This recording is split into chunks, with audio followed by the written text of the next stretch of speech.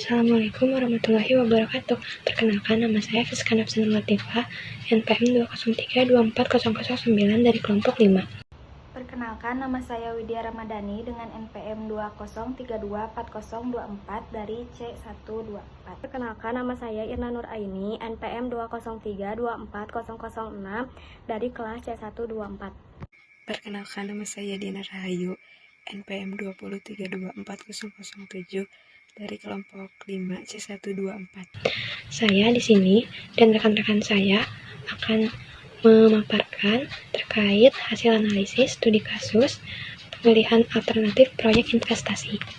Yang pertama, ada analisis kelayakan investasi. Pada bagian ini, kita akan menghitung payback period.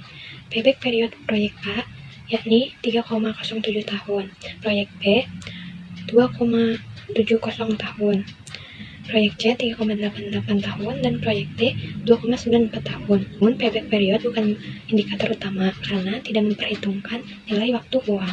Selanjutnya, ada perhitungan net present value atau NPV. Proyek A sebesar 400 miliar 82 miliar 700.600.523 rupiah.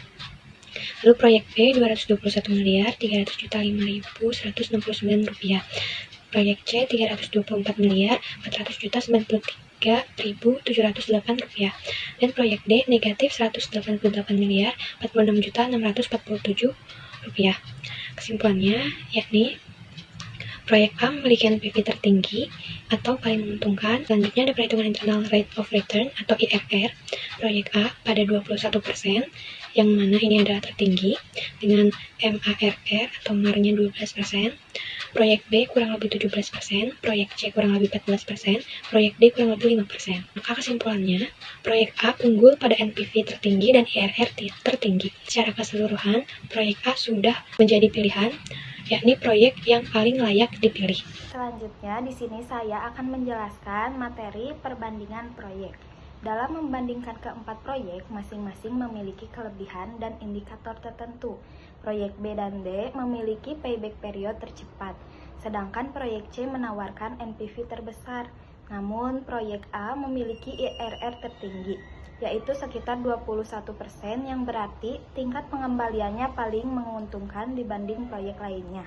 Selain itu, proyek A juga memiliki NPV yang cukup besar dan tetap positif pada berbagai skenario perubahan variabel, sehingga lebih stabil terhadap resiko. Dengan kombinasi tingkat pengembalian yang tinggi, resiko yang lebih terkendali, dan hasil sensitivitas yang tetap positif, proyek A menjadi pilihan paling layak untuk diprioritaskan. Selanjutnya, kami masuk ke bagian analisis sensitivitas yang bertujuan untuk melihat bagaimana perubahan variabel penting dapat mempengaruhi kelayakan proyek A sebagai proyek terbaik. Pertama, kami menguji sensitivitas terhadap perubahan MAR. Selanjutnya, kami menguji sensitivitas terhadap penurunan arus kas. Perubahan kecil pada arus kas memberikan dampak penurunan yang paling besar terhadap NPV dibandingkan perubahan MAR. Lalu selanjutnya ada kesimpulan. Berdasarkan hasil perhitungan NPV, IRR, dan payback period serta analisis sensitivitas, proyek A merupakan alternatif yang paling layak untuk dipilih. Proyek A memberikan IRR tertinggi sebesar 21%, memiliki NPV positif yang tetap stabil meskipun diuji pada berbagai tingkat MARR, dan tetap layak meskipun arus kas diturunkan pada analisis sensitivitas. Hal ini menunjukkan bahwa proyek A memiliki performa paling kuat dan paling tahap terhadap perubahan variabel kritis. Lalu ada rekomendasi.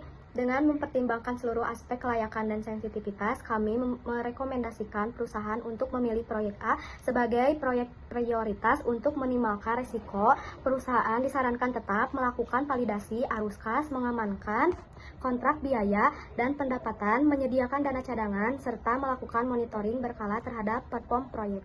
Sekian presentasi dari kelompok kami. Wassalamualaikum warahmatullahi wabarakatuh.